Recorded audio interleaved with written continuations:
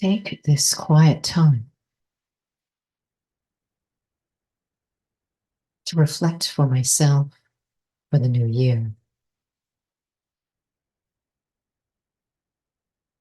It is very easy to make promises for myself,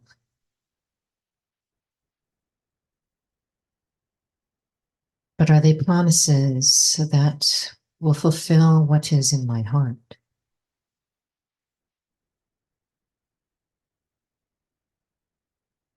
I slow down for there to be clarity inside,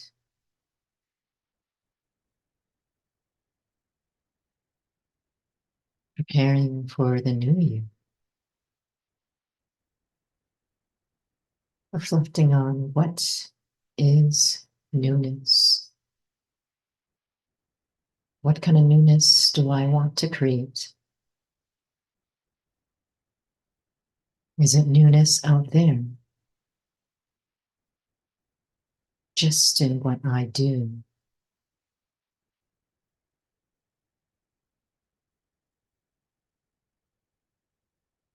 Or is it newness within?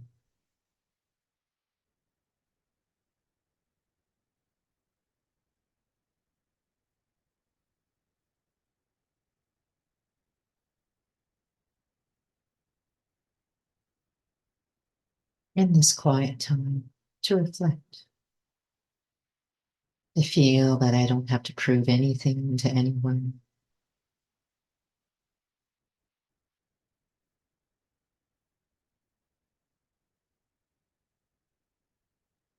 Or fulfill something that's on the outside.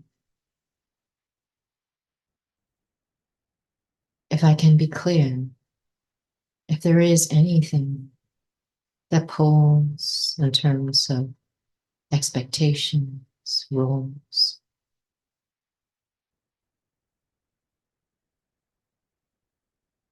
what is it I am trying to achieve? What feelings at the end of the day am I seeking for?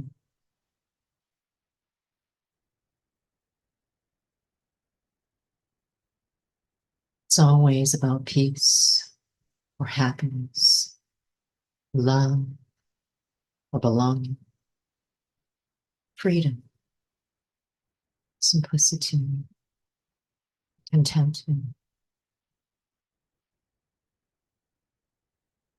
It is always about something much deeper.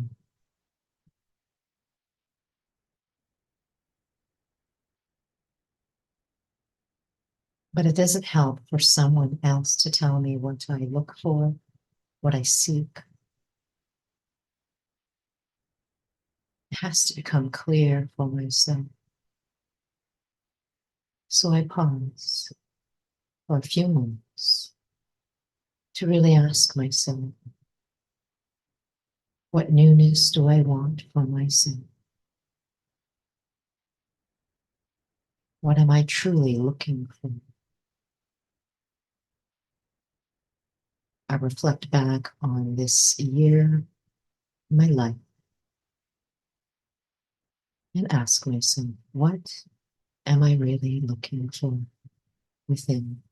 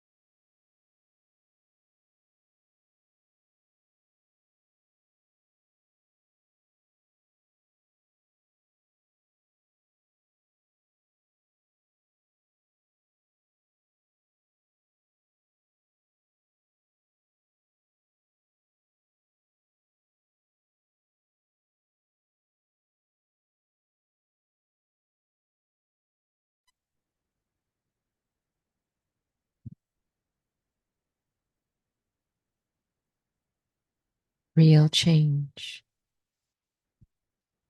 true promises. They come from a place of clarity,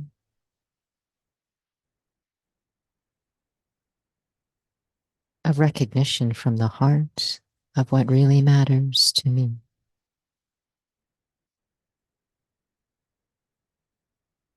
What we seek: peace, happiness, freedom, contentment, love, belonging. What if I can find that from within,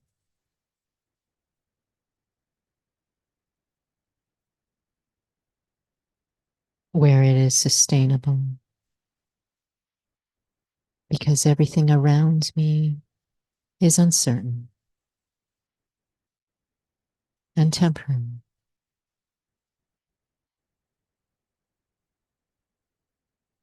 What if I were to realize who I really am?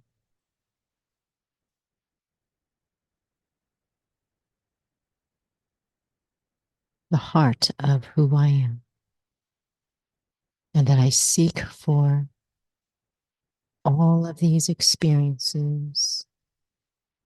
It may seem like from out there, but what I'm seeking for is what I have within.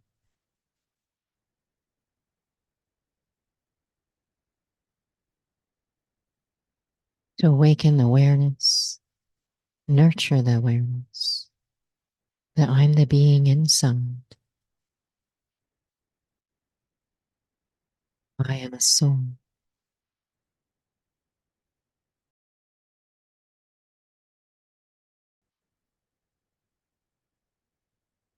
And even if I'm not aware, I'm a soul. Even if I can't feel it, I still am. And my real nature is peace. My real nature is love and loving. My true nature is to be full, stable, life.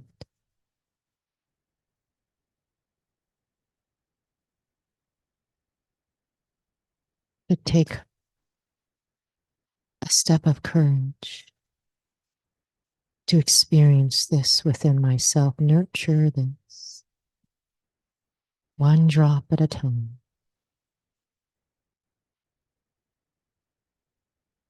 allows me to truly renew myself, renew my heart. Small steps, small moments, a deep impact,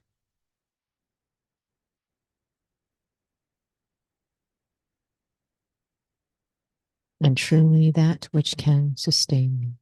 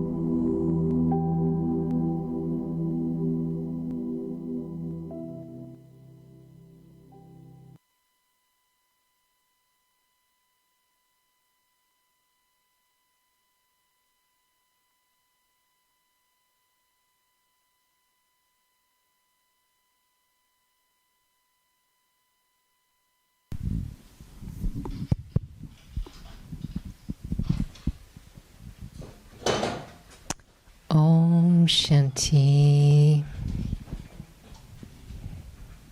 Good evening.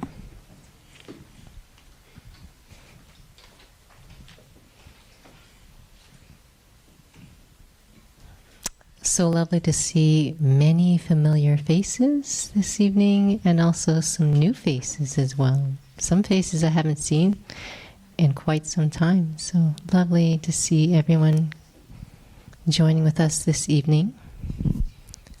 So how is everyone this evening? In reflective mode is what it seems like. So for those who've come here for the first time to the Brahma Kumaris, if you're able to put up your hand, just so we can see. Welcome. And we hope that you will enjoy this evening and perhaps join us for any of the sessions that we have offered on site, online. All of those details are on our website, calvary.brahmakumaris.ca. And so tonight's program, New Year's Eve celebration, the theme is Call of the Time. So for those of you who have not been to one of these sessions, you're in for a treat. We usually have this once a year around this time, usually on December 31st. And it's usually a lovely chance to have some meditation together, experiencing. And tonight, a lovely storytelling with our guest, Sister Tanya Rich, who is actually visiting from Montreal. And Tanya has been studying in Raja Yoga for almost 30 years, I believe, 25 years, but quite a while. And so she is visiting with us for a couple of weeks, and we always bring her in for the New Year's program because she is amazing at so many different capacities. Yes, singing, dancing, storytelling, but she also has a very beautiful countenance about her, a presence about her as well. So we're very fortunate to have her this evening for this topic of Call of the Time. So we have a lovely story, a surprise story for you for this evening. And we hope that the technical part of it works out. And so please have a chance just to feel the meaning of the story in terms of your journey, yourself, because it is really all about what is the call of the time for me, and how can I relate this story that I'm hearing in terms of myself as I continue to move forward. So without further ado, we'll invite Sister Tanya to come up to hear this lovely story.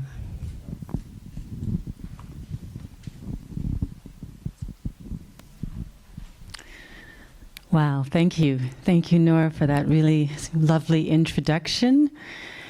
Really happy to be here with you once again at this time of year. And now we have one of the more interesting technical moments of getting the mic into the mic stand.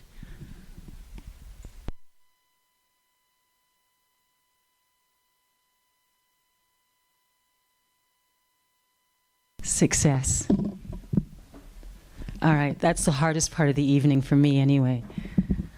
So this story, I'm sure many of you will recognize it.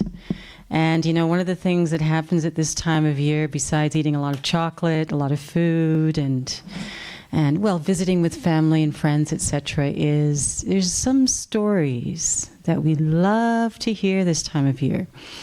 And this is one of the stories I think I've heard every single year as far as back as I can remember.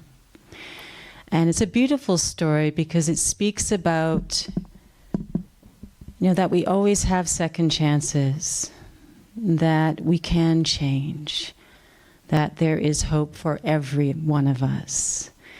And so I'm sure many of you will recognize this story.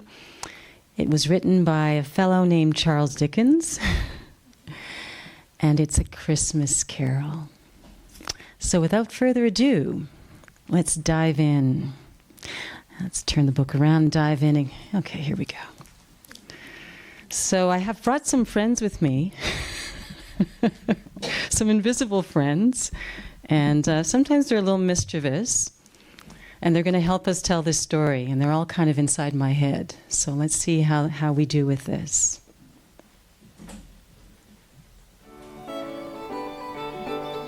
Some little music to put us in the mood.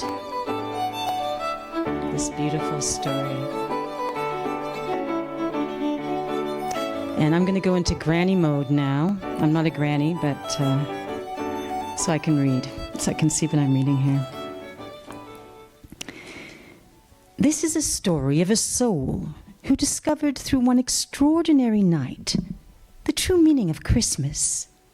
His name was Ebenezer Scrooge, and he was a miserable man. He was greedy and cruel, and his heart was closed to all who should meet him. But he was especially cruel to those closest to him, his employee, Bob Cratchit, whom he worked long hours for little pay in a cold, dark office.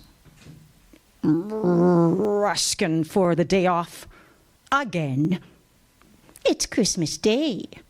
Humbug. Scrooge took no pity either on the poor and those less fortunate than him. Though he was wealthy, his greed prevented him from sharing his wealth with others. The nerve! Trying to take my hard-earned pennies and give it to those too lazy to work for themselves.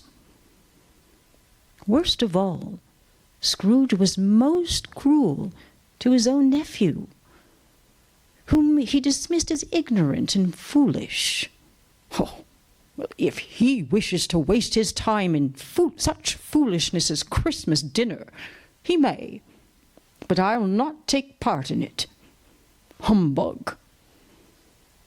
No matter what the request, if it was joyous in nature or kind in spirit, Scrooge's response was always the same. His eyes would darken, his heart would harden, and he would declare, "Bah! Humbug!" Now at home, Scrooge was no less miserable. He was cheap and did not spend money on comfortable furnishings and nourishing food, or even enough coal to keep his own home warm. Now that day, while eating his meager supper and reflecting on how wasteful people were with their time and money at Christmas, he heard a sound that sent shivers down his spine.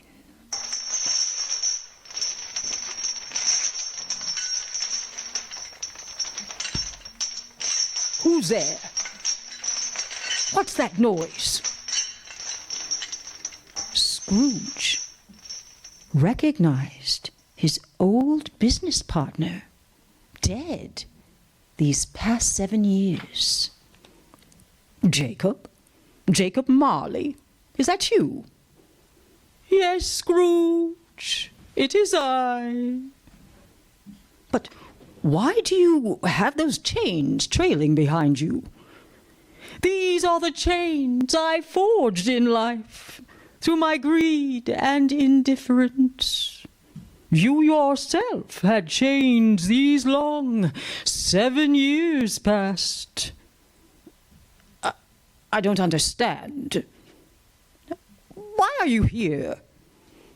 I did not benefit others in life, and so I am doomed to wander eternally in death, with the weight of my wrongdoings upon me. I have come to give you this chance to save yourself from a similar fate that awaits you. Oh, well. I thank you, Jacob. You were always a good friend. But I still don't understand. Why are you doomed to wander? You were always a good man of business. Mankind was my business. And now I see the errors of my ways. But alas, it is too late. Tonight, Scrooge, you will be visited by 3 spirits. Oh, again, thank you for your kindness, Jacob. But really, I would prefer to be left alone. No need to bother with ghosts. The first will arrive at 1.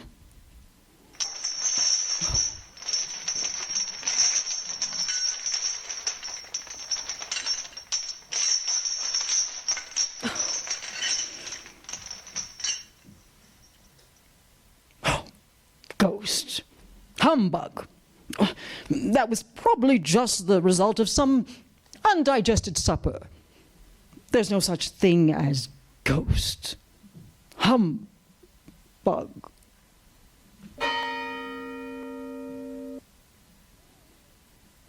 Are you the spirit that Jacob spoke of?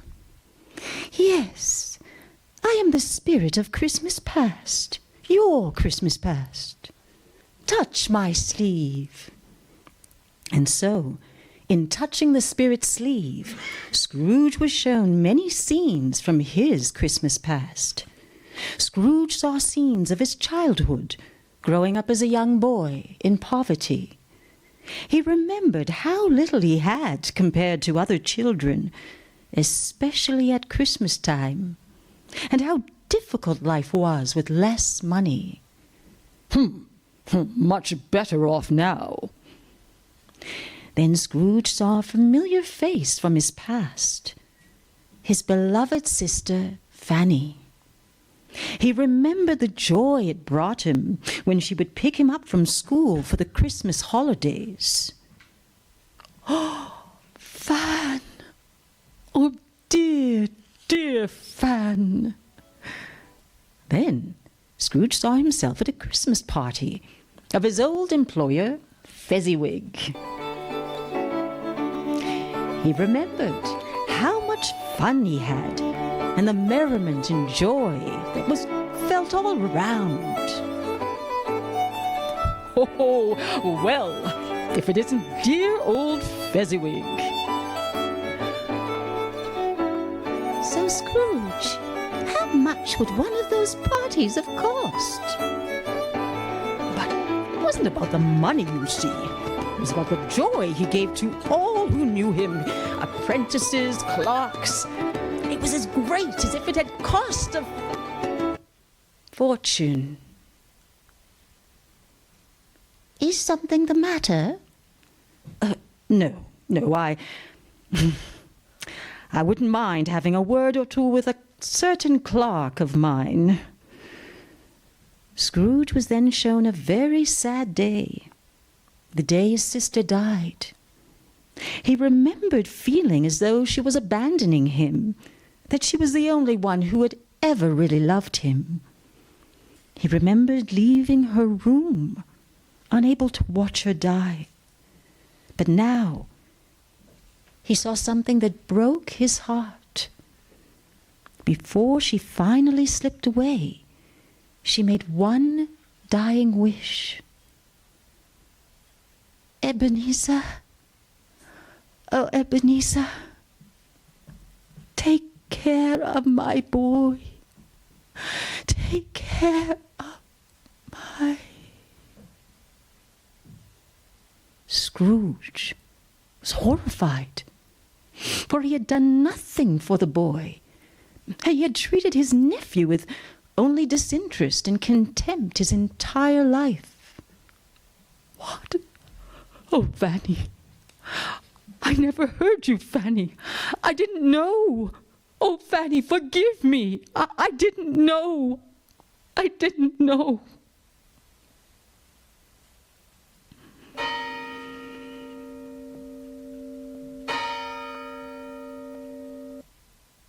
Are you the second spirit that was foretold? Ho, ho, ho, ho, ho. Yes, I am the spirit of Christmas present. And I am here to show you how Christmas is kept. Scrooge was shown many scenes from the present day. he was shown how the family of his employee, Bob Cratchit, would be keeping Christmas that year. Well, that won't be much of a Christmas. How can he possibly be happy with all those mouths to feed, and him barely earning enough for himself? But Scrooge sees that even though Bob is poor and his family large, all are smiling and merry, though they have little to eat and only a few coals on the fire. They are full of joy and laughter. Let us toast to Christmas, to our family, to this fine feast, and even to my miserable employer. I give you Ebenezer Scrooge. Scrooge is amazed and starts to feel a little ashamed at how cruel he's been to Bob Cratchit, begrudging him the day off and refusing to give him the little extra expected at that time of year. Next, Scrooge is shown the home of his nephew. He sees how they too, though having little, are merry and celebrating around a warm fire. And he hears them also raise a glass and toast to his honor. But how could they toast to me? I've done nothing for them. Why would they possibly thank me? So, Ebenezer, have you seen enough to change your ways? Really, I am grateful for the effort. But it is too late now. I'm stuck in my ways. It's been too many years. Then await the spirit of Christmas yet to come.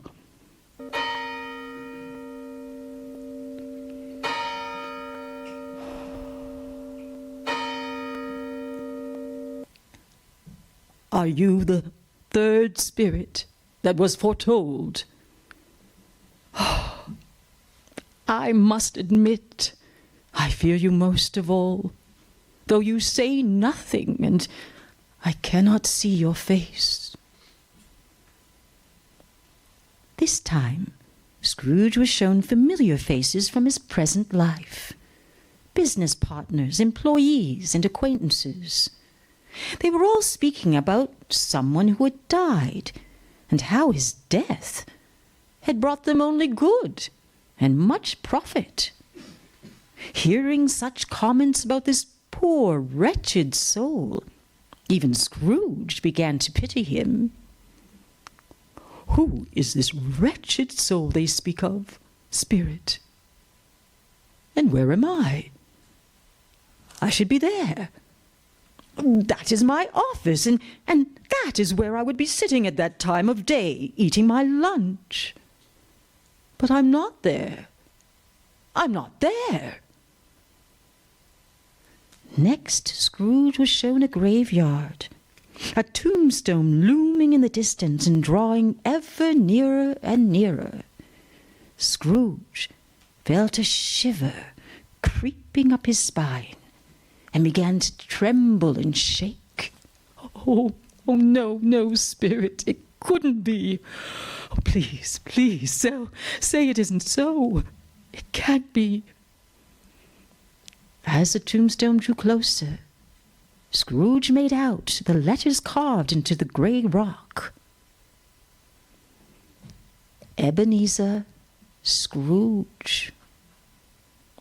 No, spirit, no, it can't be. Please tell me what I must do to avoid this fate. I am a changed man, I promise you. I'll change my ways. Please tell me what I must do. I'm not the man I used to be. I'm not the man I used to be.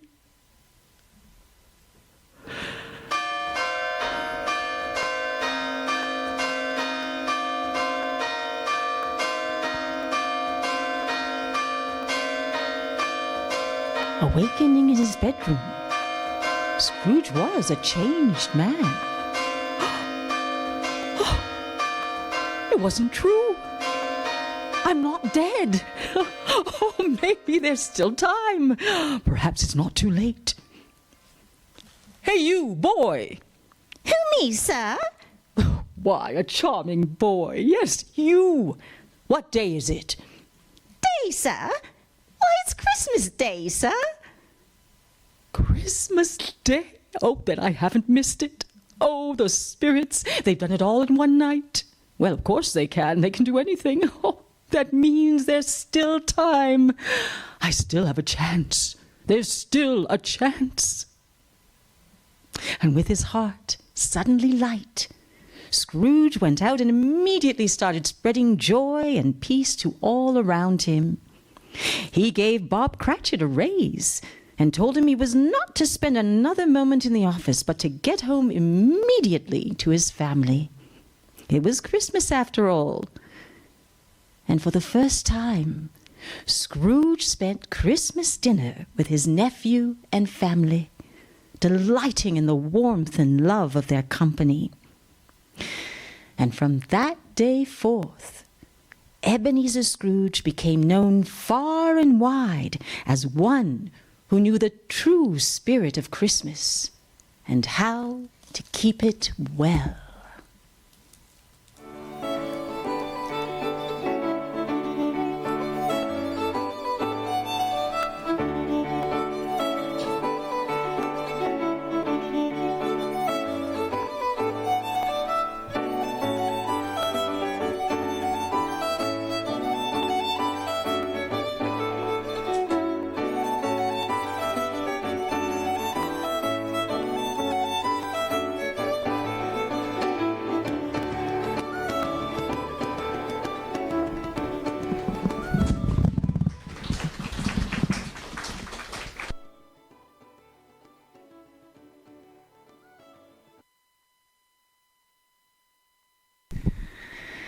So, the story of Ebenezer Scrooge. Can you relate to any parts of it? Have you ever had an off-mood day and felt a little Scrooge-like? Begrudging others, their happiness, their peace. I think we all maybe have had moments where a bit of that darkness has emerged. And of course, in the story, we see what was the source of that darkness for Scrooge. You know, there was a reason why he had lost that love, that peace, that joy. He didn't start out that way. You know, in fact, this is the story of love, the story of joy. And what can happen to it when that light of the spirit, of the soul is dimmed. And of course, as we saw with Scrooge, there were many events in his past that had chipped away slowly but surely at that light. You know, but in looking back at those scenes, because, you know, there were three spirits, and each of them represented a time in the life of Scrooge. Scrooge's past, Scrooge's present, and his possible future. And so in seeing the scenes of the past, what did Scrooge begin to understand or begin to realize? Yeah, we saw that slight shift, especially at the party, where we began to remember what was of real value.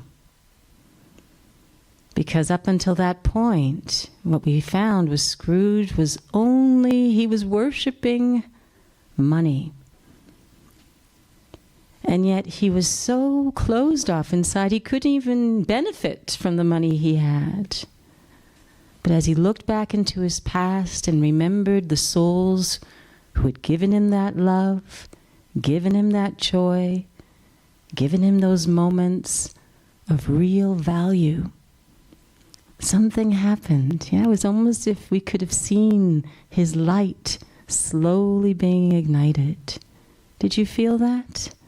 His light slowly being illuminated, as if the spirit was being brought back to life.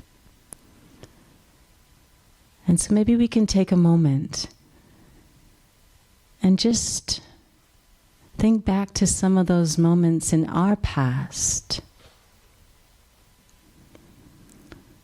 maybe souls that have left us, but what gifts did they leave behind that continue to nurture our hearts and the love that we're capable of?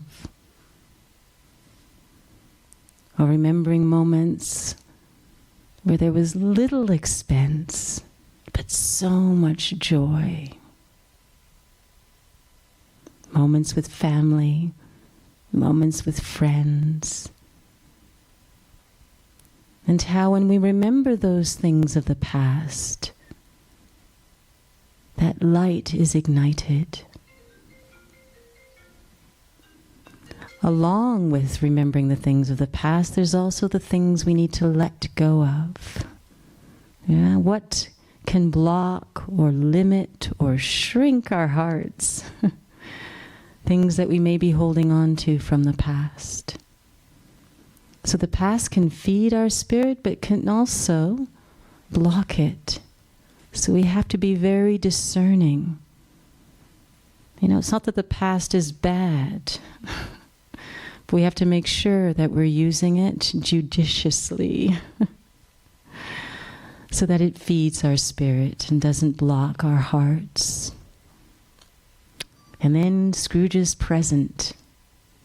They say the present is a gift. I'm sure you've all heard that. And so what was he seeing in the present that again fed and illuminated his spirit? That nurtured that capacity for love and joy.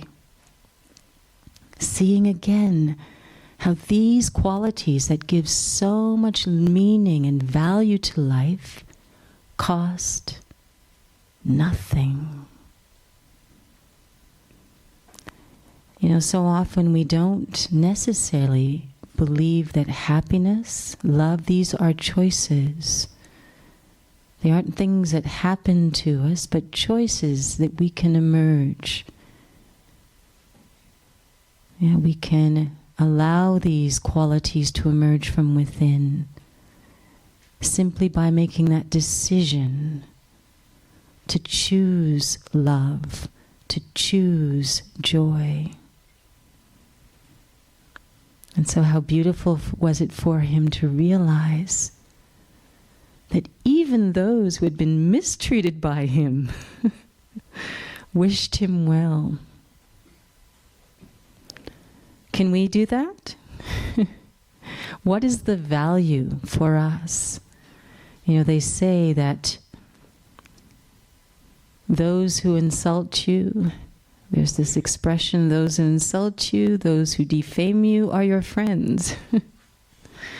Because they give you the opportunity to strengthen your spirit, to empower your heart,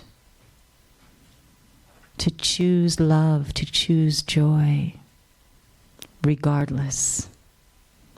Knowing probably that the ones who may insult or defame are starved for love, starved for joy. And if we are rich in those things, donating them, giving them to others, never diminishes them, but only increases them. So something to remember, our present is a gift, it is an opportunity every present moment to give. And in the giving, to increase what we have. And then, of course, there was the future. And the future is always quite interesting. It doesn't speak and we can't see its face. Yeah, we don't know. Hasn't yet been written. It's possibility.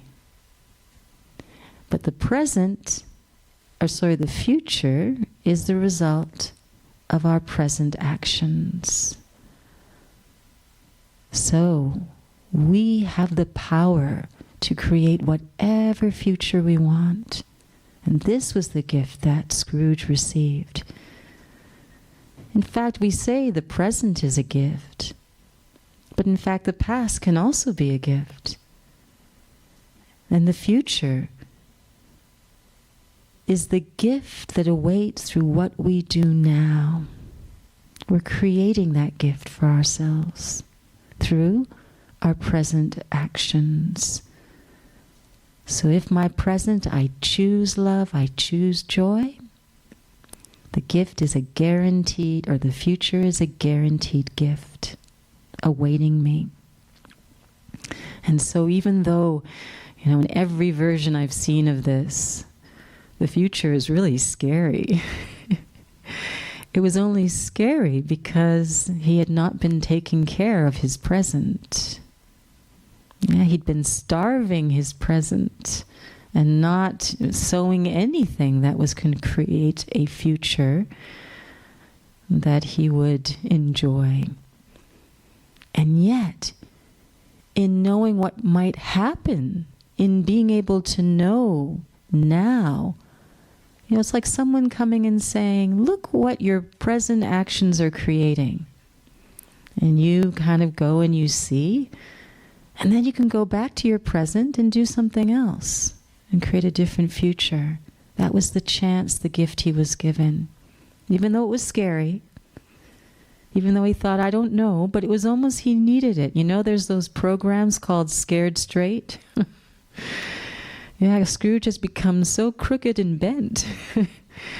He needed a bit of scaring, or at least to realize, to wake up to what he had been doing. And so from that moment forward, he knew how to keep the spirit of Christmas, and keep it well. And so how beautiful a word, in fact, that was created by Charles Dickens, Scrooge, synonymous with, cheap, penny-pinching, begrudging, lacking dry in any kind of joy or love or laughter, starved. That Scrooge became known as one who knew how to live with generosity and light and love. And so there's so much hope for all of us. I think no one in this room is starting off where Scrooge was. So already we're in a good place, we're in good shape. But now maybe we can reflect on what kinds of seeds would I like to sow at this time to ensure that my future is brilliant. This is the power each one of us has, and it's not a small thing. And we need to take care of it. Take care of our future by making those choices in our present and learning from and letting go of the things that we need to from our past. So this is the time of year when we're often reflecting on what has happened, where we are, and where we would like to go, where we would like to arrive. Such a powerful place. And it doesn't cost anything to make your future golden.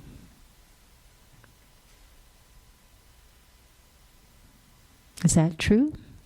Do you feel that? That you have that power? If you do this, it will happen. Bless yourself. Just say yes, yes, even if it's deep inside. That's fine too. And so I thank you for this time, listening to that story, of filling yourself with unlimited possibilities and creating a future that will not be just a gift for you, but for so many around you. And so now at this point, I might need a little assistance. Where are we going now? Somewhere interesting, I think. Where are we going now? I think it involves gifts, doesn't it? It does involve gifts. So you're a gift, you've received gifts, but now there's more gifts coming. So I think we're going to hear about that now. Om Shanti. Can we all share a little wave of appreciation to Tanya. We're very spoiled. We get to have her every year. So we don't know what we would do if you didn't come. But it's just so beautiful having Tanya here in so many ways, and to hear this beautiful story. So thank you, Tanya, for this beautiful sharing, and hopefully a chance for you to reflect on your journey. What is the call of time for you? But as Sister Tanya has mentioned about looking at your journey on a bigger perspective and really having a deeper sense of understanding of yourself, and also let that light within yourself really spark of there's so much you can do for yourself, planting those seeds. And so we're just going to do a little bit of preparations here. We'll have some lovely music. And what, as souls may have not come to one of these programs, you will receive something special to take with you. It's meant to be something that is to help, again, plant that seed and help you to remember the experience tonight, or perhaps some realizations, insights that you have tonight.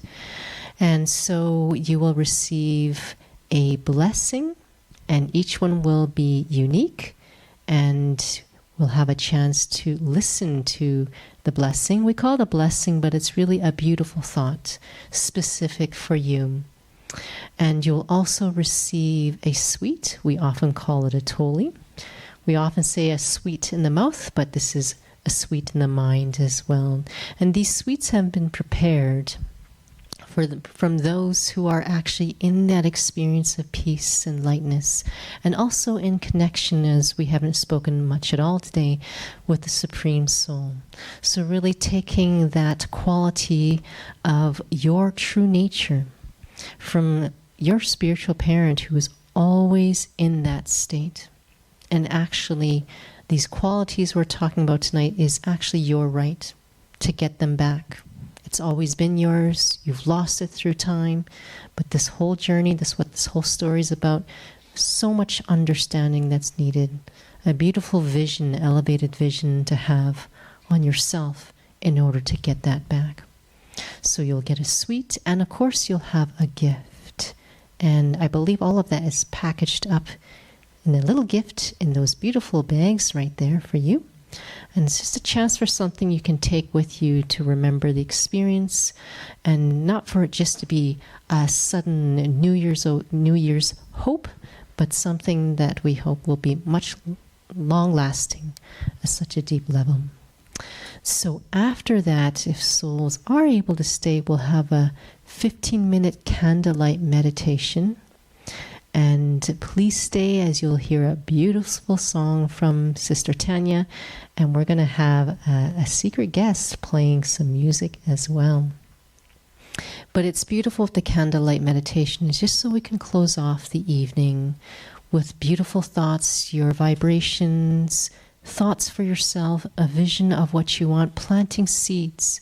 And everyone knows in the world today there's so much going on. You can imagine how many souls are in the world, more than 8 billion plus. And what we are doing here right now is something that's planting something so deep, invisible, but very powerful, and also creating a deep support for the world. So we will play some gentle music. So we're going to actually dedicate the first 4 chairs, if that's okay. And the reason why is because it creates a space so that we don't have souls lining up. Okay? Sorry for those who are sitting in that space. But when you feel ready, please feel free to sit in one of those chairs.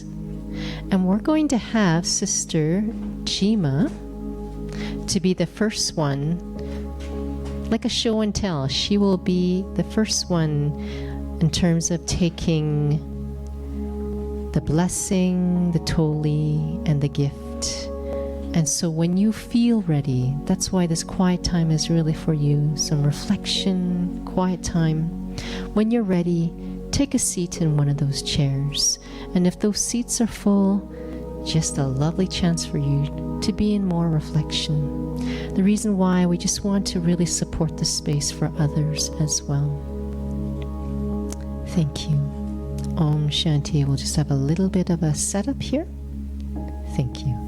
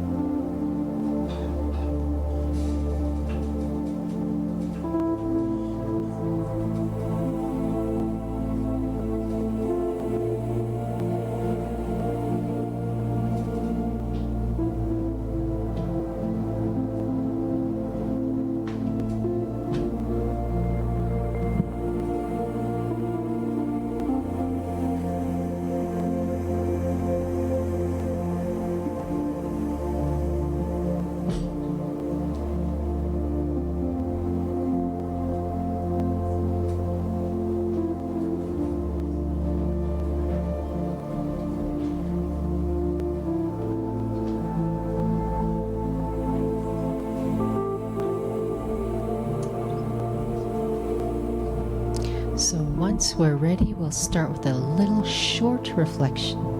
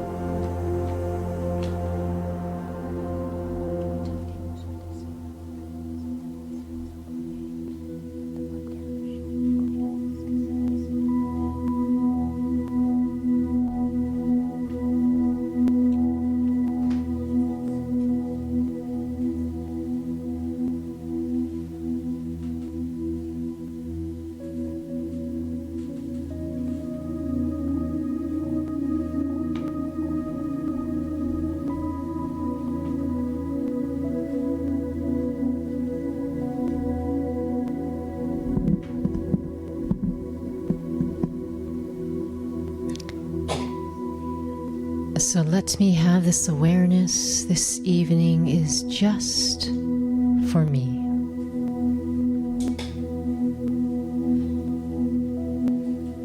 whatever beautiful thought is read, the gift, the sweet, whatever I took from the story, it's personal to me. Why does interchange need to happen? If I truly want real peace in my life, if I really want happiness, it is what I create. It has everything to do with my relationship with myself.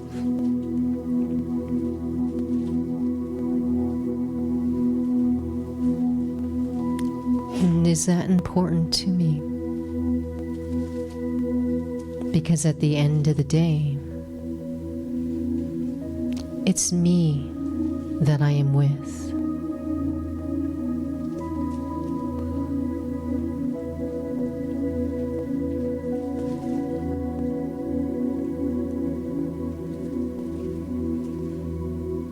So taking a moment, just being aware, there is so much more to who I am.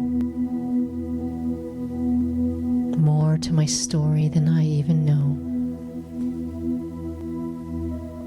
But I am looking for peace, love, happiness. There is no doubt. Even if I'm looking for it out there all around, I look for it because it is the only thing that fills me. I look for it because I used to have it.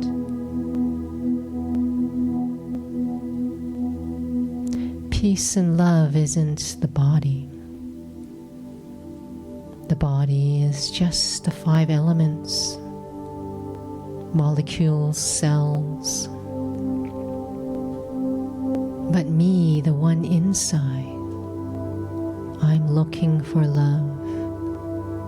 I'm looking to be simple inside. I'm looking for peace. Nothing I can see, but when I feel it, it's the only thing that matters.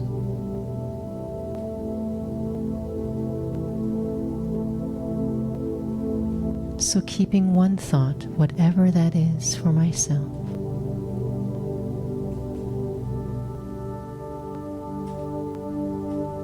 What is the call of the time for me?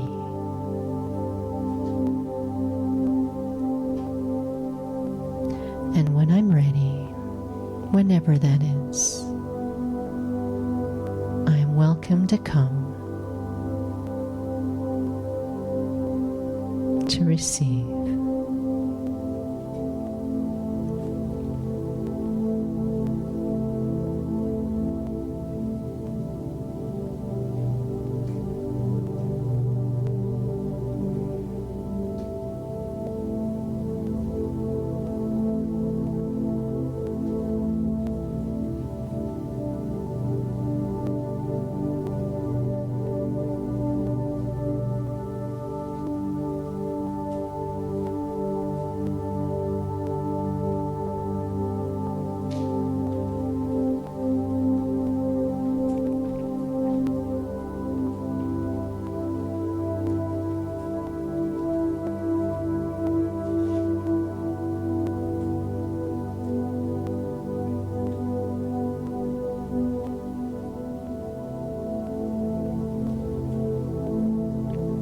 You are a pure-hearted soul who shares your gifts freely and unconditionally with the world.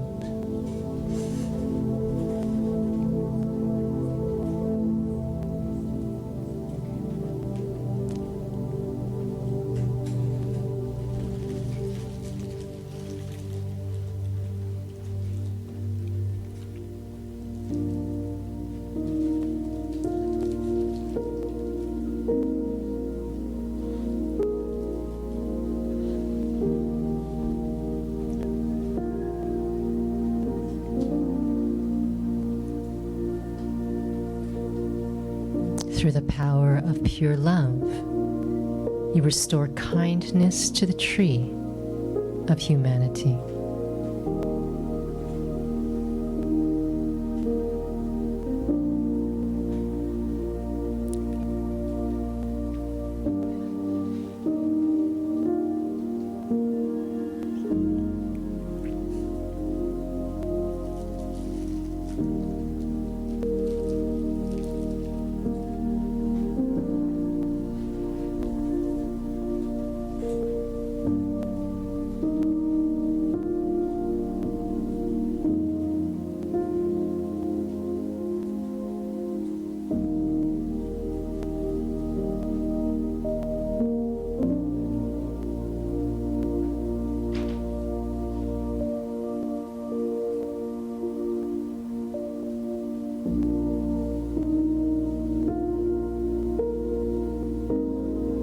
You see the world as if looking through the eyes of a child, appreciating the wonder of what is beyond the gaze of science, what is invisible, invincible, and incredible.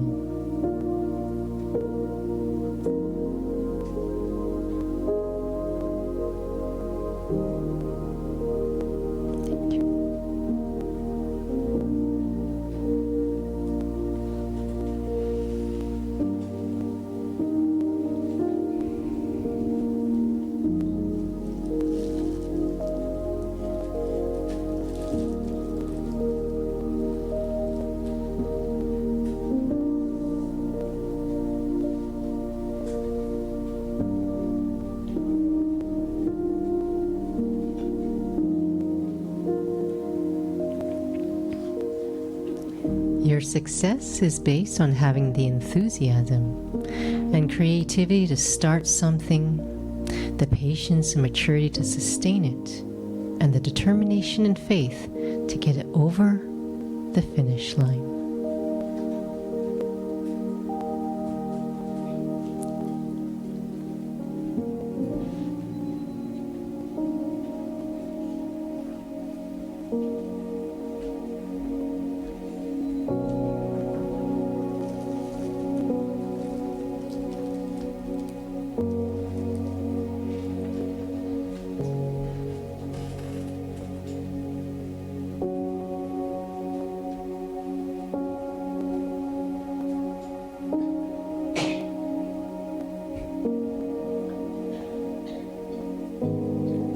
You are a soul filled with the power of self-belief, lifting the heaviness in the heart of those who are in your presence.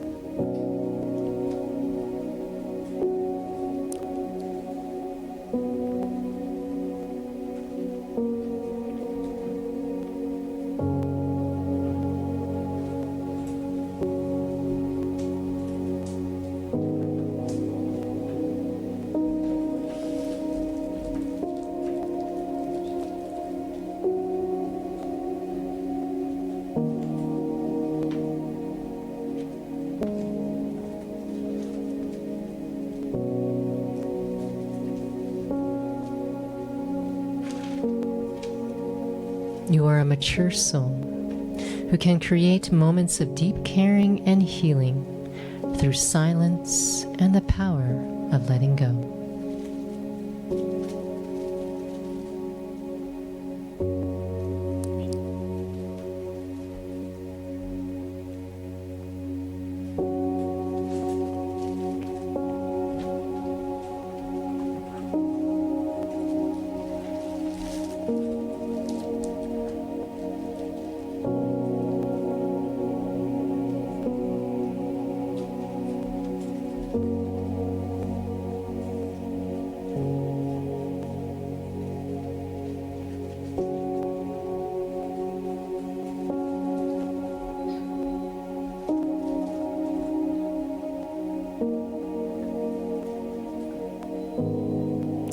As a determined soul, you have a kind of far-sighted vision that can always see the personal growth hidden inside challenges.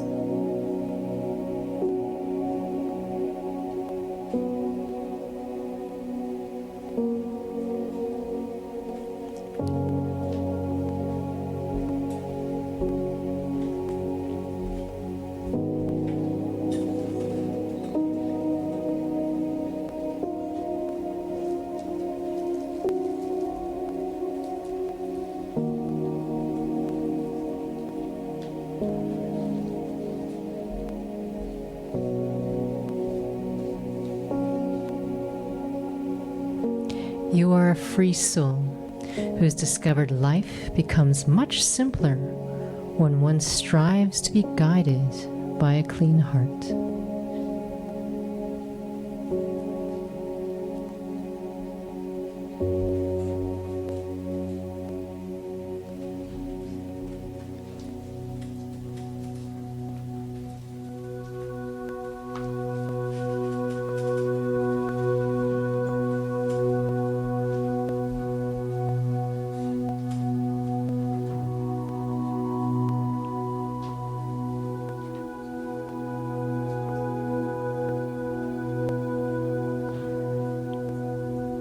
You are a graceful soul who moves mindfully through life, giving care and attention to every thought, word, and deed, such that an aura of peace naturally surrounds you.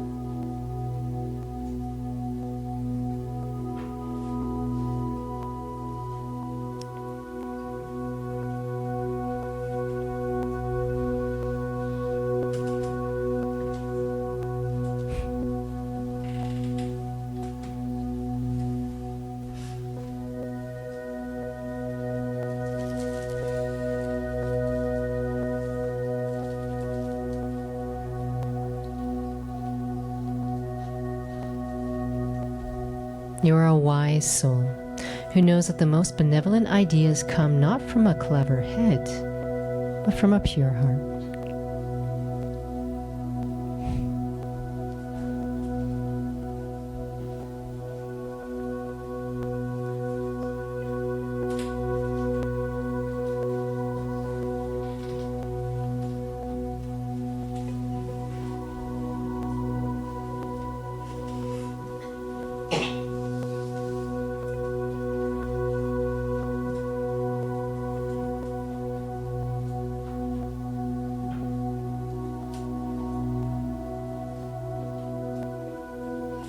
You are a lucky star who has discovered that having inner peace naturally attracts all other things worth having.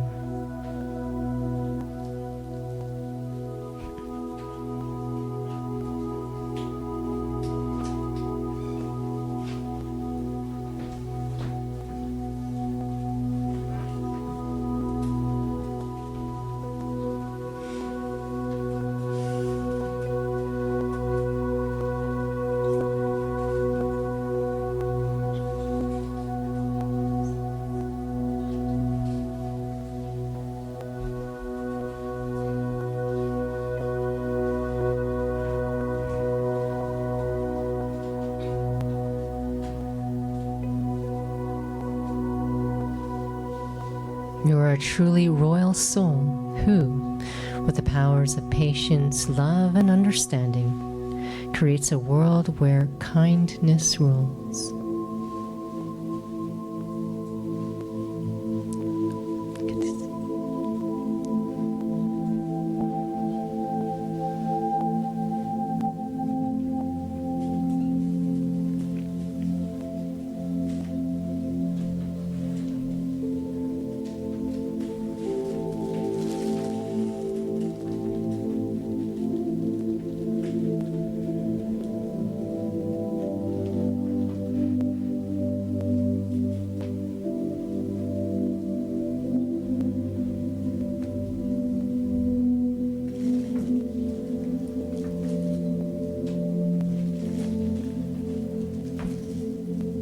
You are a light-hearted soul who fills your mind with purity so you can flood the world with love.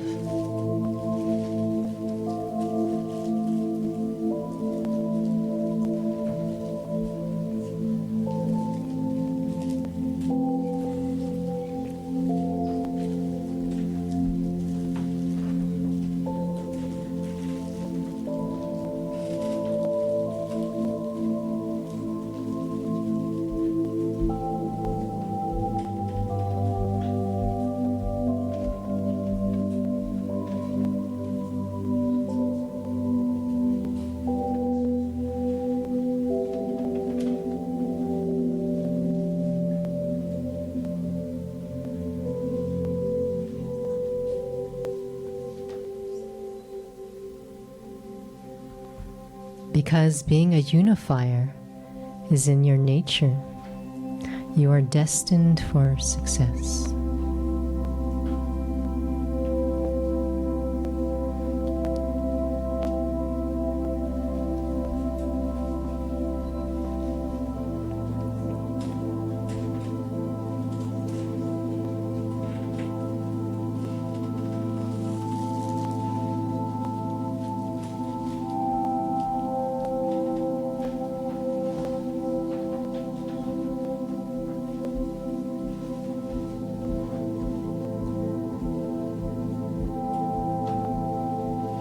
You are a mature soul who has a super heroic capacity to make good things grow, even in the desert of thorny attitudes and brittle feelings.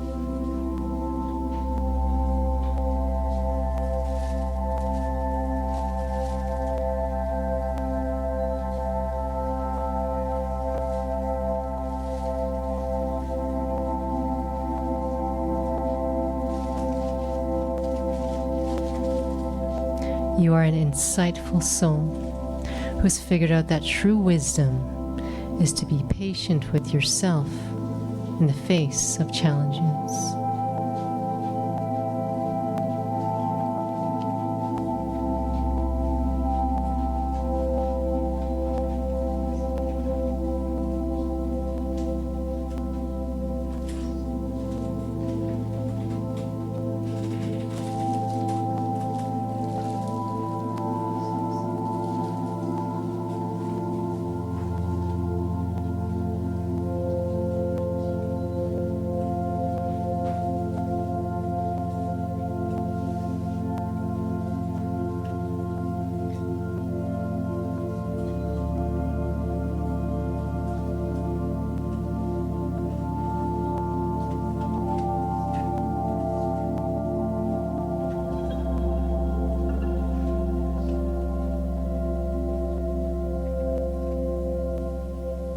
With a determination in your eyes, you can clearly see what might be invisible to others, the pathway that makes the impossible possible.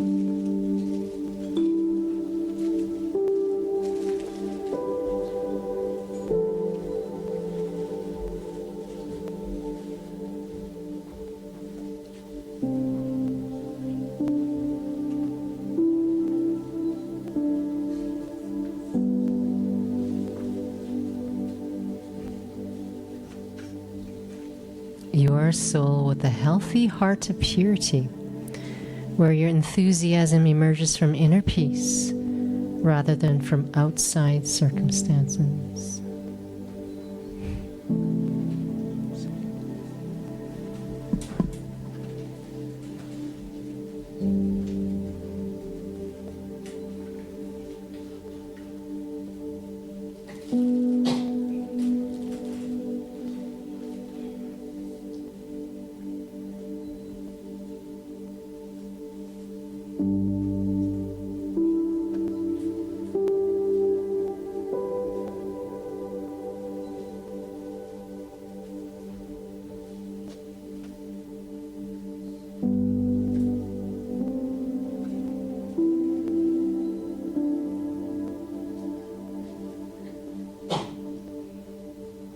You are a happy-hearted soul who has mastered the art of pure love.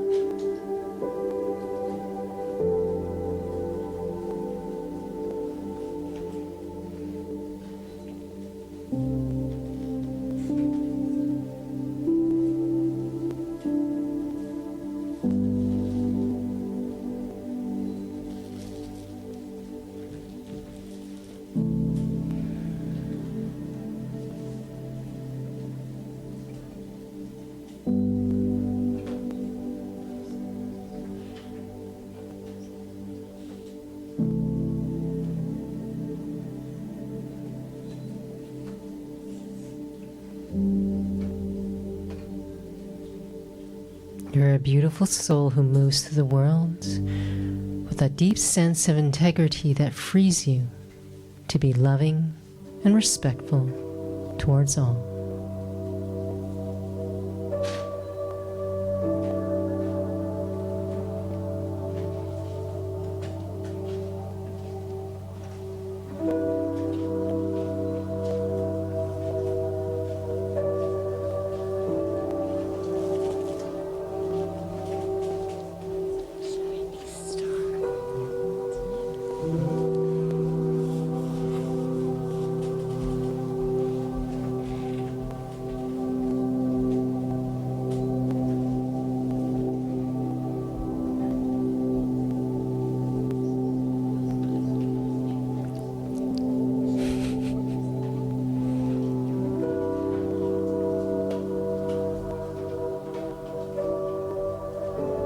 You are a powerful soul who lives from the inside out, giving to the world rather than taking.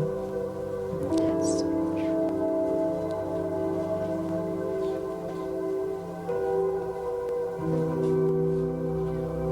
Do you want yours now?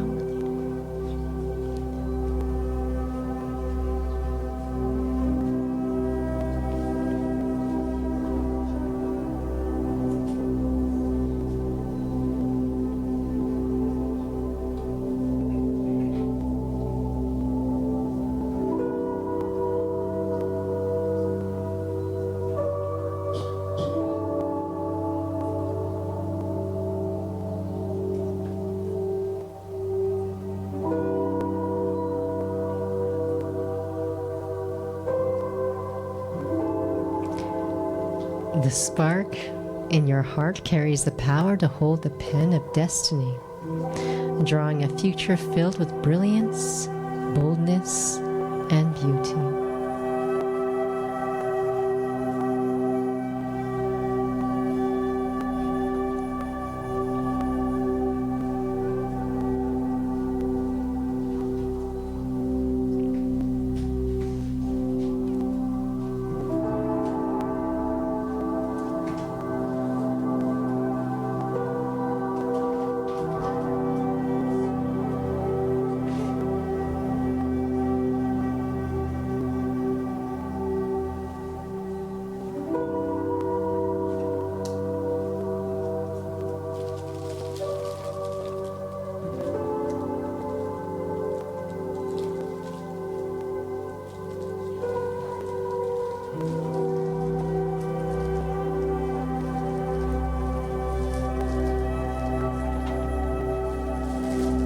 You are a special soul who sees others in the most beautiful light, illuminating what is most precious and pure within.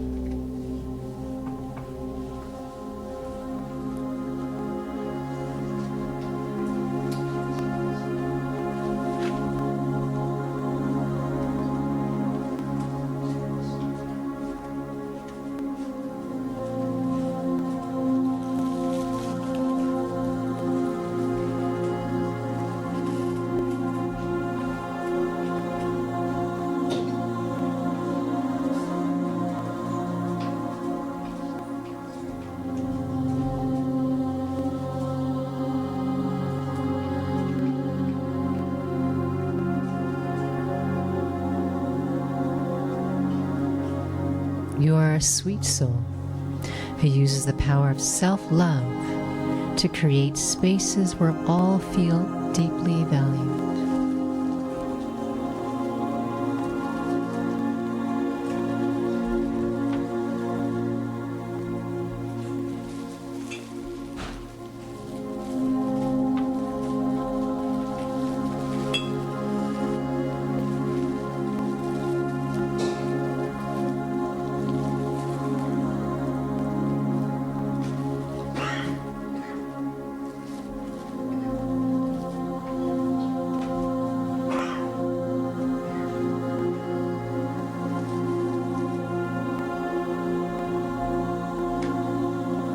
Your overflowing enthusiasm is powered by pure love, deep trust, and freedom from fear.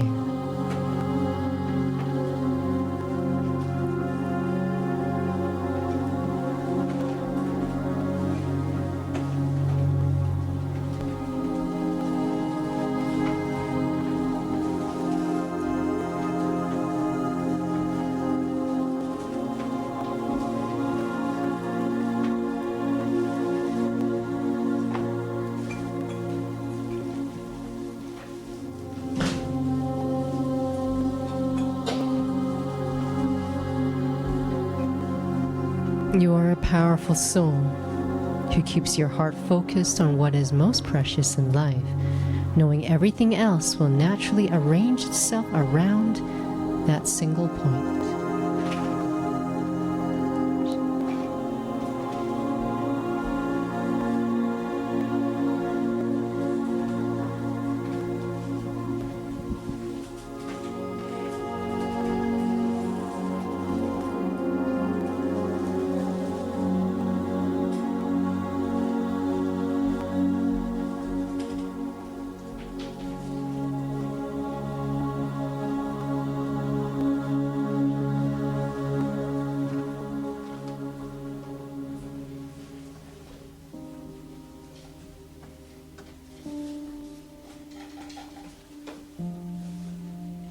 You love to keep going because you love to keep growing.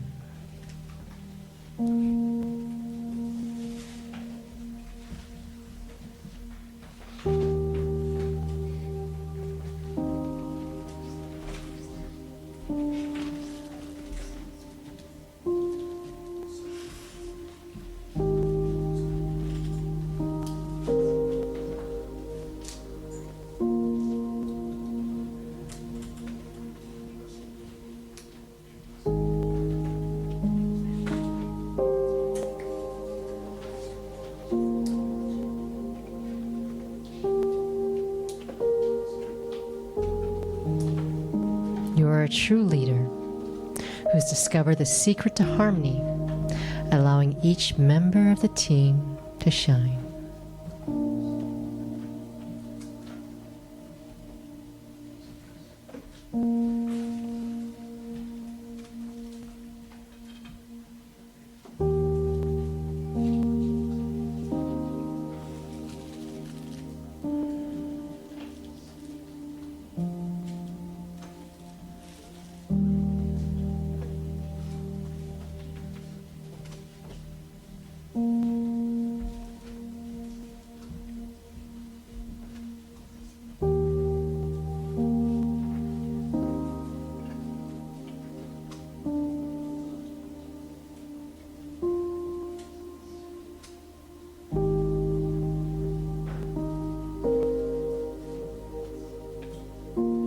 You are a gentle-hearted soul who can feel the need of the moment and respond to it in a way that understands, nurtures, and empowers.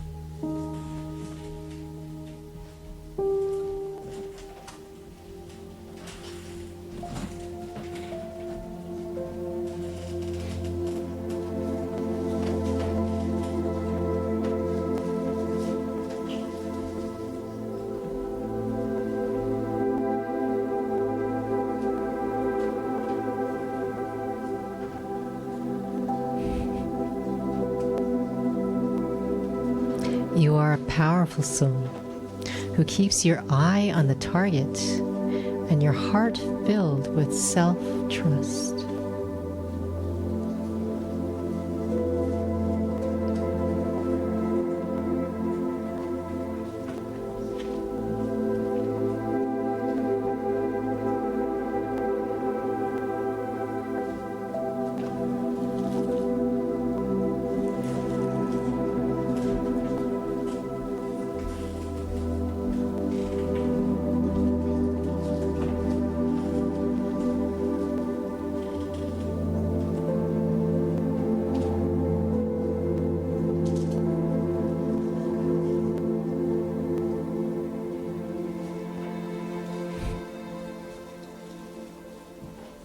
You are a fortunate soul who has discovered that the shortest and surest path to peace is letting go.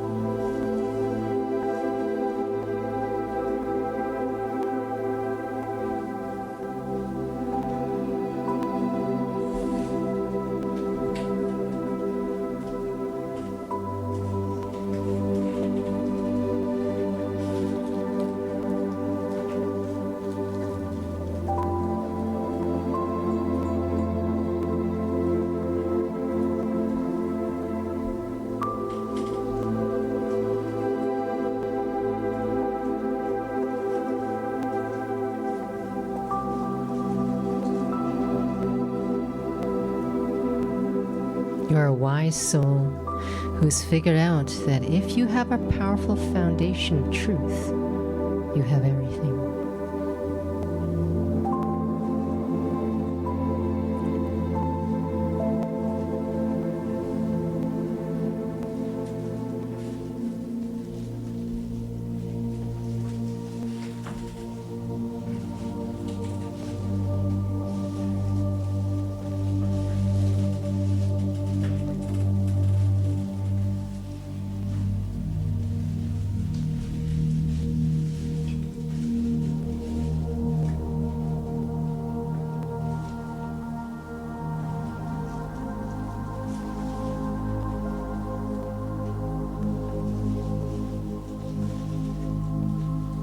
You are a generous-hearted soul who offers waves of love to every moment without any expectation in return.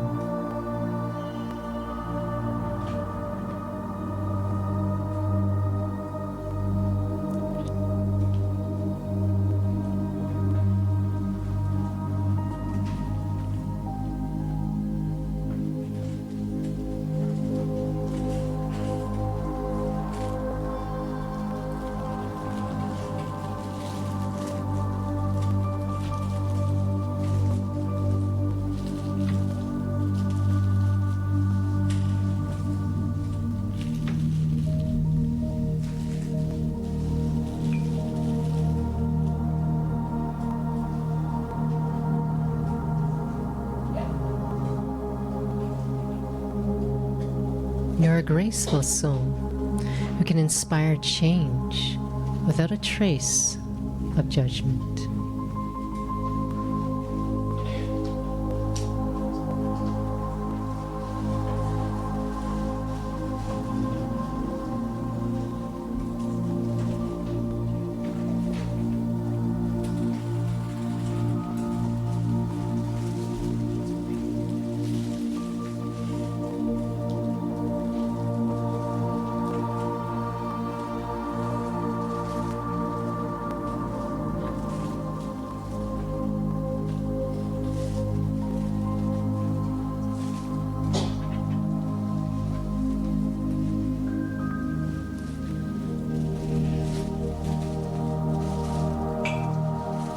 You are a pure-hearted soul who waters every moment with such grace and inspires others to express from a place of deep inner beauty.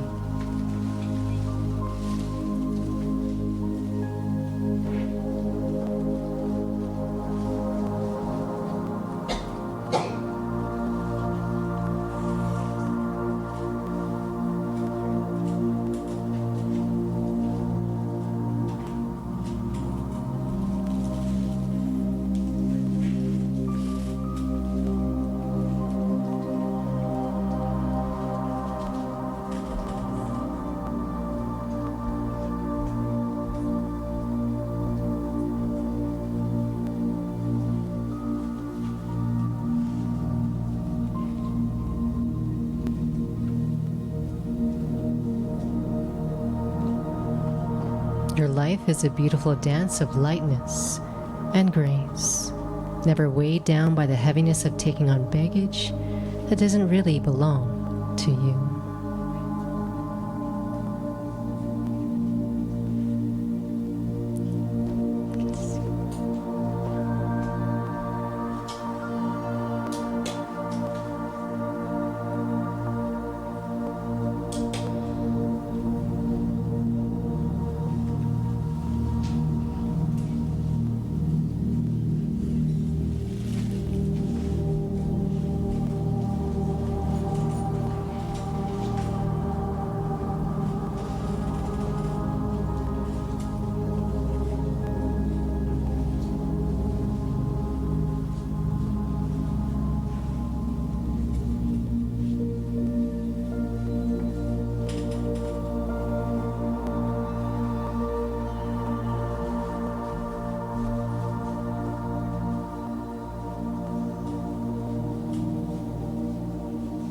You have discovered that the key to happiness within the self is expressing kindness towards others.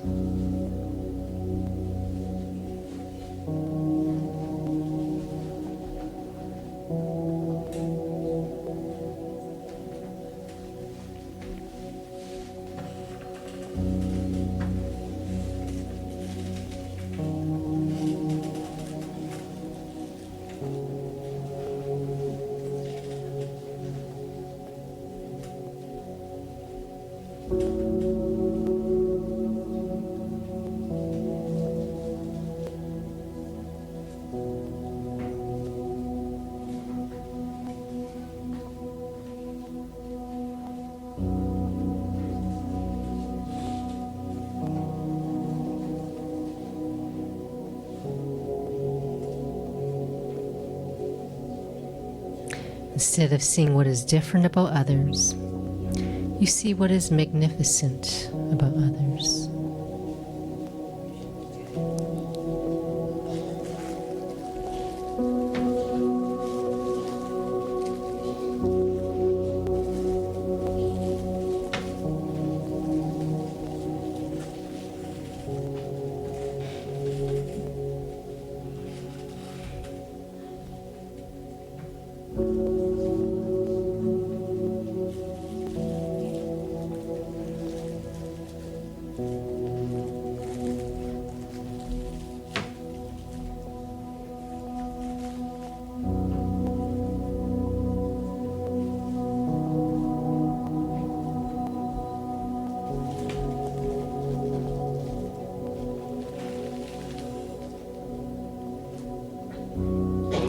You are a wise soul who can feel kindness, compassion, and regard for every soul.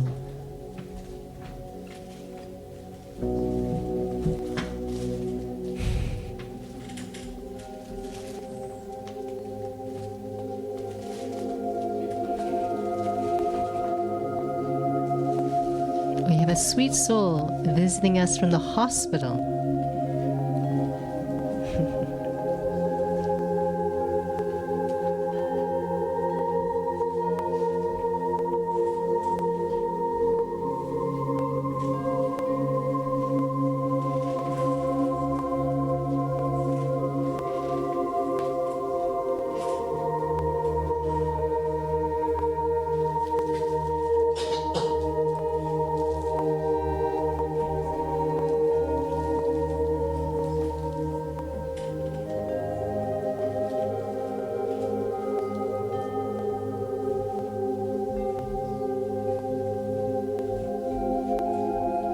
You're a light-hearted soul who moves easily through time, filling every moment with meaning and love.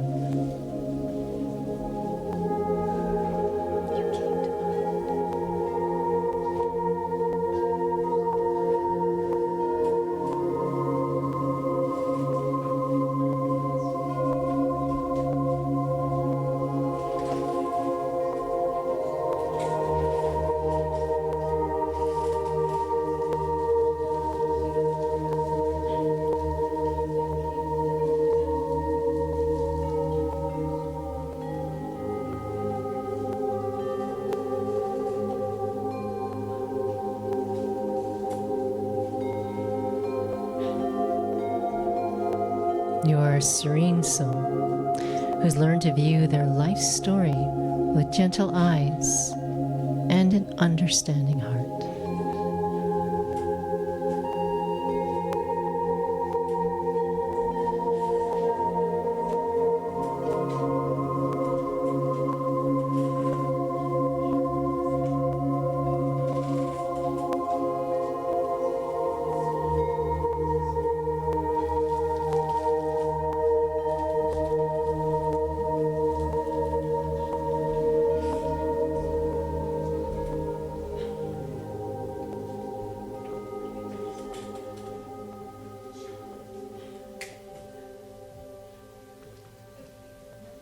You're an introverted soul whose presence creates a calm, a wave of calm that can calm those being affected by waves of uncertainty.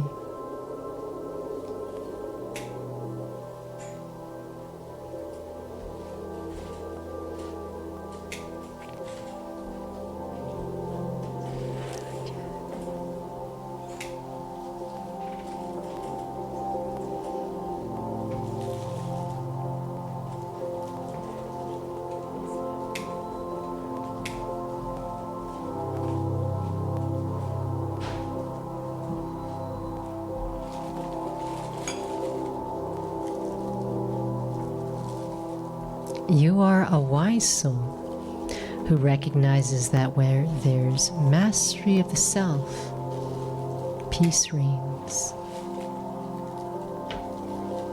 I can see you.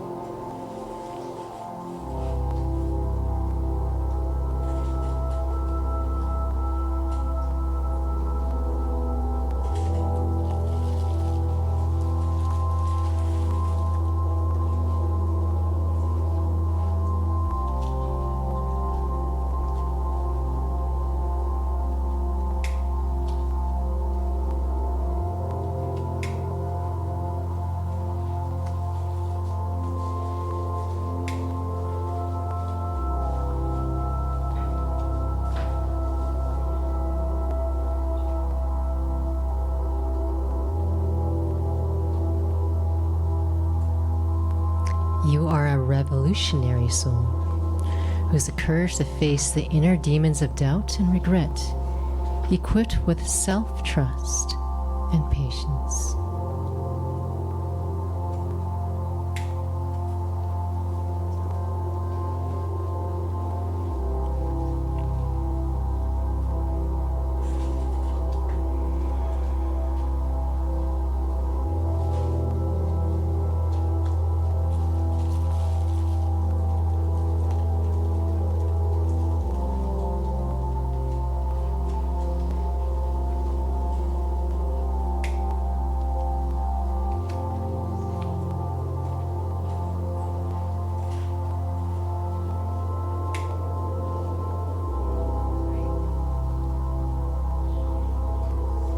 By sitting peacefully and gracefully in the most ancient memories of the self, you are renewed to your original pure state of being.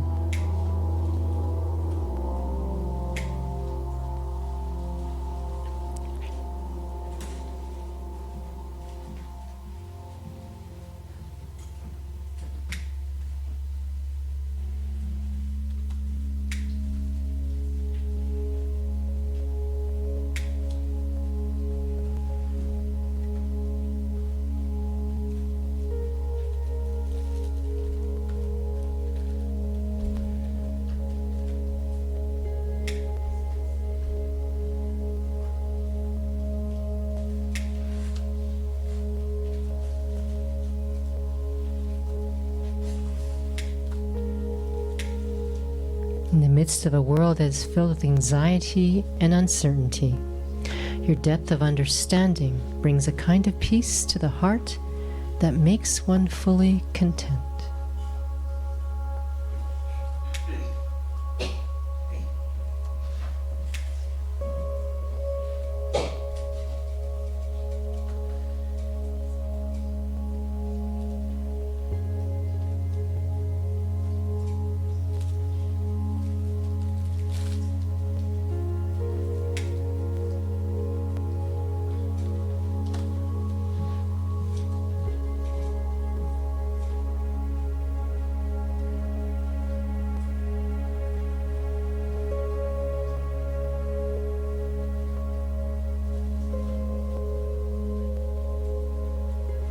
You are a courageous soul who is willing to let go of all illusions to reclaim your authentic self.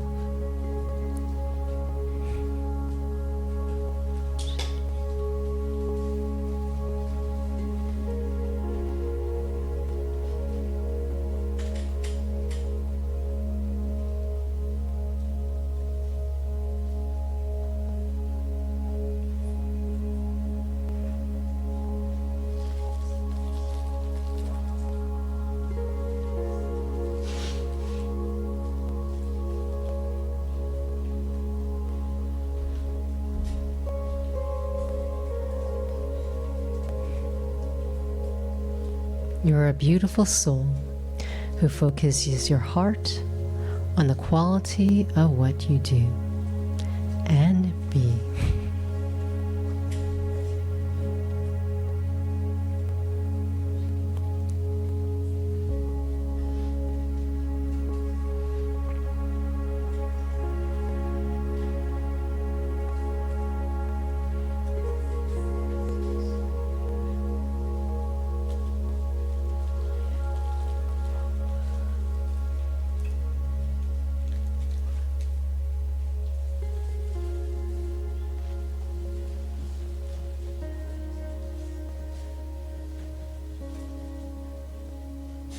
You have a heart of gold, sensitive to the invincible aspects of life, that is, the subtle things that truly make life worthwhile.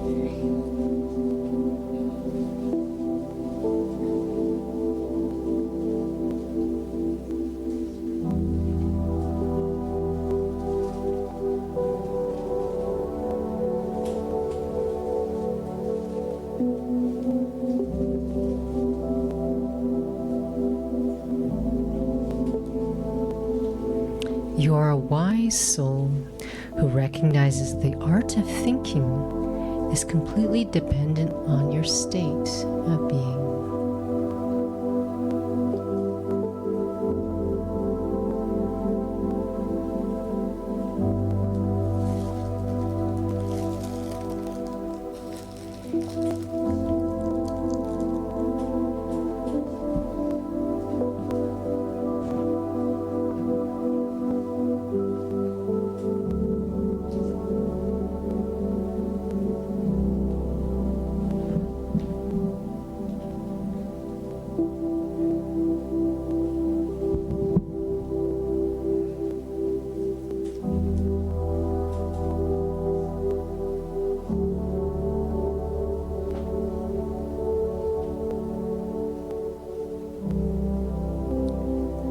You are a contented soul who naturally goes beyond competition and comparison, nurturing unity and uniqueness.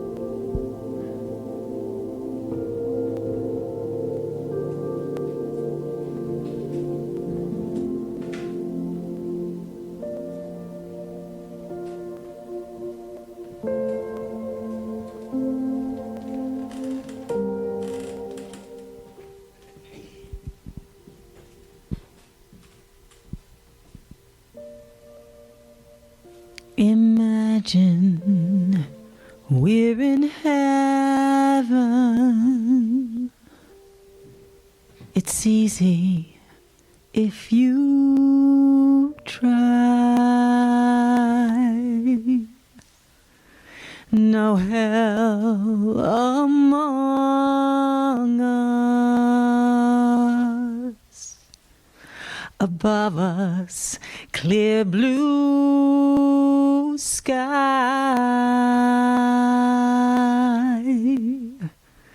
Imagine all the people living life in peace.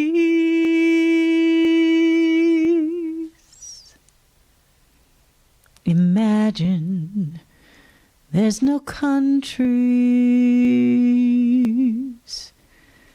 It isn't hard to do.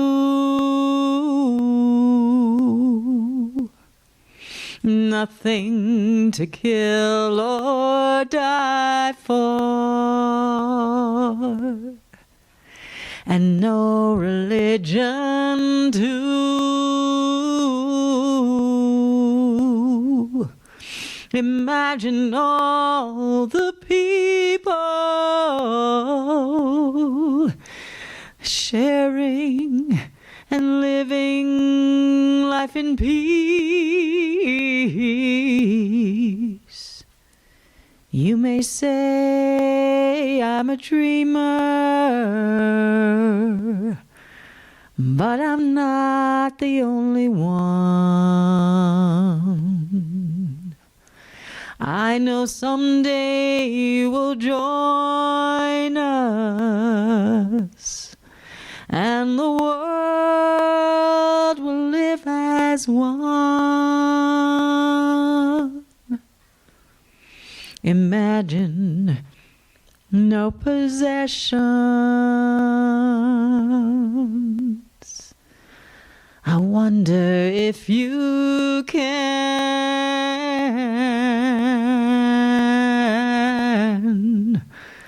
No need for greed or hunger. A brotherhood of man, woman, and child.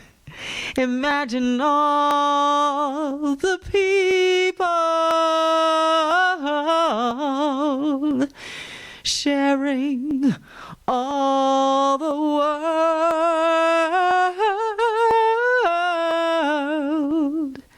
You may say I'm a dreamer,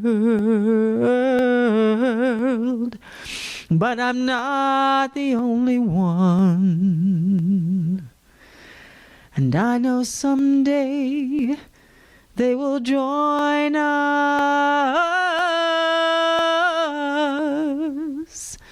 and the world will live as one,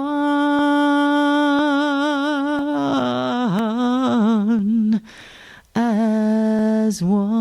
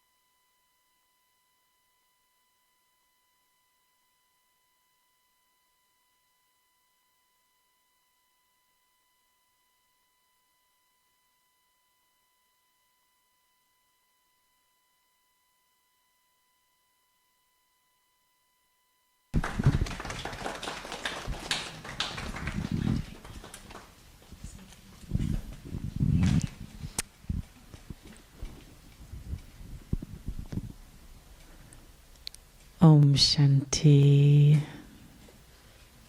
Thank you for that final gift of the evening. It's extraordinary what souls can generate when they remember who they are, who they belong to,